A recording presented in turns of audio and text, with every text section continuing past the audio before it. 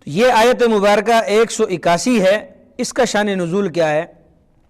حضرت ابوبکر صدیق رضی اللہ تعالیٰ عنہ ایک یہودی عالم کے پاس تشریف لے گئے. یہودی عالم کے پاس تشریف لے گئے، درس کا حلقہ اس کا چل رہا ہے جی، وہ واعظ و نصیحت کر رہا ہے. بڑا عالم تھا وہ اپنے زمانے کا.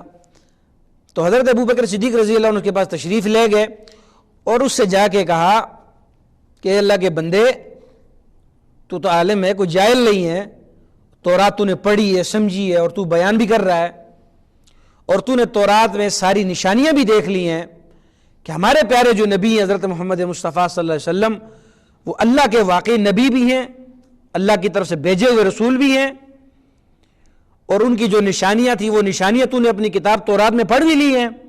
یہ بات قطعی طور پر تجھ پر ثابت ہو چکی ہے جب تجھے اس بات کا پتہ ہے کہ یہ آخری نبی ہیں، انہی کے بارے میں ساری بشارتیں اتری تھیں تورات میں، یا گزشتہ صحیفوں میں جو باتیں آئی تھیں وہ ساری ان پر صادق آ رہی ہیں. تو پھر تم اللہ کے اس پیارے نبی پر ایمان کیوں نہیں لاتے ہو؟ اللہ سے ڈرتے کیوں نہیں ہو تم؟ اللہ کو تو مانتے تھے نا، اللہ کو یہودی مانتے ہیں، لیکن نبی علیہ السلام پر ایمان نہیں لا رہے. کہا پھر تم اللہ کے نبی پر، آخری نبی پر ایمان کیوں نہیں لا رہے؟ اللہ سے ڈرو، ایمان لاؤ، اعمال صالحہ کرو، اور اسی طریقے سے اللہ کو قرض حسنہ دو. یہ حضرت ابوبکر صدیق رضی اللہ تعالیٰ عنہ اس کو تعلیم ترغیب دے رہے ہیں، دعوت دے رہے ہیں اس کو، یہودی عالم کو، کہ بھئی تو پڑھا لکھا آدمی ہے نا، ان پڑھ کی بات ہی کچھ اور ہے. تو پڑھا لکھا آدمی ہے اور بہت بڑا عالم ہے، تجھے تو سمجھنا چاہیے، کم از کم تجھے خوف خدا کرنا چاہیے.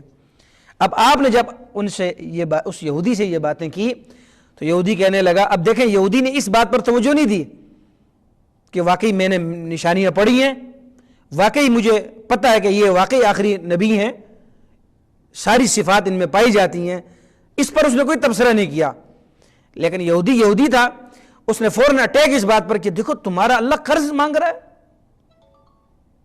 جو حضرت ابوبکر صدیق رضی اللہ عنہ آخری جملہ فرمایا نا کہ بھئی ایمان لاؤ، نماز پڑھو اور زکوٰۃ ادا کرو، آپ نے جو ترغیب دی ہے، یہودی نے پچھلی باتوں کو چھوڑ دیا، اور یہ جو بات ہے کہ اللہ کو قرض حسنہ دو، یعنی اللہ کے راستے میں صدقہ خیرات کرو، یہودی نے اس بات کو تو لے لیا. اور یہودی کہنے لگا کہ یہ جو صدقے کا معاملہ ہے، قرض حسنہ کا معاملہ ہے، یہ معاملہ، یہ تو جو غنی ہے وہ فقیر کو دیتا ہے، فقیر غنی کا محتاج ہوتا ہے، نہ کہ غنی فقیر کا محتاج ہوتا ہے. بھئی مال میں، پیسے میں غریب مالدار کا محتاج ہوتا ہے نا، اس کو کہتا ہے مجھے کچھ دو. تو جو خود فقیر ہو وہ مالدار کی کیا، اس کے ساتھ کیا وہ معاملہ کرے گا، اس کو کیا دے گا؟ اس کے پاس تو دینے کے لیے کچھ نہیں ہے. تو ہم سارے گویا کہ غنی ہیں، اور نعوذ باللہ اللہ رب العزت کی ذات فقیر ہے، ہم سے طلب کر رہی ہے. تو ایسا خالق، ایسا مالک، اس کی بات کی تم مجھے دعوت دے رہے ہو کہ جو خود ہمارا محتاج ہے، ہم غنی ہیں، ہمارا وہ فقیر محتاج ہو چکا ہے، تو ایسی دعوت تم مجھے دینے کے لیے آئے ہو. نعوذ باللہ من ذالک. اس نے اس بات کا یوں مذاق اڑایا اور بات کو ٹال دیا، اور اللہ کو فقیر ثابت کر دیا اور اپنے آپ کو مالدار ثابت کر دیا. تو حضرت ابوبکر صدیق رضی اللہ تعالیٰ عنہ نے جب یہ گستاخی اور بے ادبی کے جملے اللہ کے متعلق سنے تو فوراً دپڑ رسید کر دیا، اسے زوردار دپڑ رسید کیا اسے. اور ساتھ یہ جملہ بھی فرمایا کہ اگر تمہارے درمیان میں عہد نہ ہوتا، معاہدہ نہ ہوتا، تو میں تمہاری گردن اڑا دیتا، تمہیں قتل کر دیتا، اللہ کے گستاخ. چونکہ تمہارے ساتھ یہود کے ساتھ معاہدہ ہو چکا ہے، اس لیے اس عہد کی وجہ سے میں تمہاری گردن نہیں اڑا رہا، لیکن تم اس قابل ہو کہ تمہاری گردن اڑا دی جائے، تم بے ادب ہو. حضرت ابوبکر صدیق رضی اللہ تعالیٰ عنہ نے جب یہ تھپڑ مارا تو وہ یہودی عالم نبی علیہ السلام کی مجلس میں آ گیا اور کہنے لگا جی آپ کے جو دوست ہیں، آپ کے رفیق ہیں، انہوں نے تو مجھے اتنا زور سے دپڑ رسید کیا، اپنا منہ بھی چیک کرایا کہ دیکھو اتنا زور سے مجھے دپڑ مارا گیا ہے. تو آپ نے حضرت ابوبکر صدیق رضی اللہ عنہ کو بلایا اور فرمایا ہاں جی کیا معاملہ ہے، کیا آپ نے دپڑ مارا ہے؟ کہا جی بالکل میں نے اس کو دپڑ مارا ہے. لیکن کیوں مارا ہے؟ مارا اس لیے کہ اس نے اللہ کی توہین کی ہے. اس نے یہ جملہ کہا ہے کہ ہم غنی ہیں اور اللہ فقیر ہے اور اللہ ہمارا محتاج ہے. اس نے یہ اللہ کی شان میں بے ادبی کی ہے، تو مجھ سے برداشت نہیں ہوا، میں نے اس کو مارا دپڑ. تو یہودی سے پوچھا ہاں بھائی واقعی یہ بات ہوئی ہے؟ یہودی جھوٹا تھا، اس نے کہا نہیں جی ایسا کوئی معاملہ نہیں ہوا، ایسا کوئی معاملہ نہیں ہوا، انہوں نے مجھے خواہ مخواہ کا تھپڑ مارا ہے، میں نے تو کوئی توہین نہیں کی.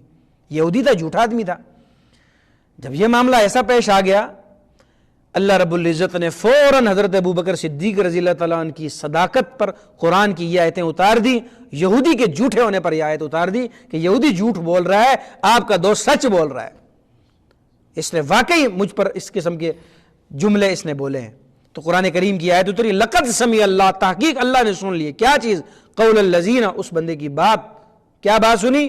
اس نے کیا کہا؟ ان اللہ فقیر، بے شک اللہ فقیر ہے، نحن اغنیاء، ہم مالدار ہیں۔ اللہ رب العزت نے سیدنا ابوبکر صدیق کی گواہی بھی دے دی۔ اب آپ اس سے ایک تو یہ اندازہ لگا کہ حضرت ابوبکر کتنی عظمت والی ہستی تھی، اللہ رب العزت نے کتنا بڑا مقام رتبہ انہیں عطا کیا، اور ان کی خود طہارتیں، ان کی گواہیاں اللہ رب العزت نے دی ہے۔ تو آج اگر کوئی بے ایمان حضرت ابوبکر صدیق سے ناراض ہو تو بے شک ناراض رہے، اس کا ٹھکانہ آخرت میں جہنم ہی ہے۔ دنیا میں بھی ایسا بندہ لعنتی ہے، آخرت میں بھی اس کے لیے جہنم ہی ہے۔ پھر جس سے اللہ راضی اور جس کی طہارت میں اللہ رب العزت آیتیں اتارتا ہو، اس کی ذات ہی بلند و بالا ذات ہے، وہ ان کی تعریف کے محتاج نہیں ہے۔ ایک بات، دوسری بات دیکھیں صدیق اکبر رضی اللہ عنہ کا مزاج دیکھیں، جب اللہ کی توہین ہو رہی ہو یا اللہ کے نبی علیہ السلام کی توہین ہو، حضرت ابوبکر صدیق کا مزاج یہ ہے کہ آپ سے کبھی برداشت نہیں ہوتا، فوراً جو ہوتا رسید کر دیتے۔ یہ واقعہ تو قرآن میں آ گیا نا، اور دوسرا واقعہ جو اپنے والد کے متعلق آیا حدیث میں، آپ کے والد جب اسلام نہیں لائے تھے اس وقت انہوں نے نبی علیہ السلام کے متعلق کچھ الفاظ ایسے کہہ دیے جو بے ادبی پر مبنی تھے۔ اس وقت چونکہ اسلام نہیں لائے تھے تو حضرت ابوبکر صدیق سے اس وقت بھی برداشت نہیں ہوا، اپنے والد کو کھینچ کے دھپڑ رسید کر دیا۔ تو معاملہ نبی علیہ السلام کے پاس آ گیا، نبی علیہ السلام نے فرمایا اپنے والد کو دھپڑ مار دیا، یہ کیا کیا؟ فرمایا اللہ کے رسول، اس نے آپ کی شان میں بے ادبی کی ہے، شکر ہے یا اس کی قسمت اچھی تھی کہ اس وقت میرے پاس تلوار نزدیک نہیں تھی، اگر تلوار ہوتی تو میں اپنے والد کا گردن اڑا دیتا۔ اس کی مجال یہ کہ آپ کے شان میں کوئی بے ادبی کرے۔ یہ صحابہ کرام کا مزاج تھا، صحابہ کرام کا، بالخصوص پیارے ہمارے صحابی حضرت ابوبکر صدیق رضی اللہ عنہ کا مزاج تھا، اللہ کی ذات پر، اللہ کے نبی علیہ السلام کی ذات پر کسی قسم کی بے ادبی وہ برداشت نہیں کرتے تھے، جو ہاتھ میں ہوتا دے مارتے تھے سر پہ۔ یہ صحابہ کرام کا مزاج ہے۔ اور اگر آج یہ مزاج ہم نے صحابہ کا اپنایا ہوتا نا تو اتنے بدماش اور غنڈے اس طرح نہ پھر رہے ہوتے جو آج پھر رہے ہیں۔ دڑ دڑ گستاخیاں صحابہ کرام کی، نبی علیہ الصلوۃ والسلام کی، اور اللہ کی توہین اور کارٹون اور پتہ نہیں کیا کیا اس قسم کی بے ادبیاں۔ آج اگر ہم صحابہ کرام کا یہ مزاج اپنا لیتے تو آج کفار کو یہ نوبت نہ پیش آتی۔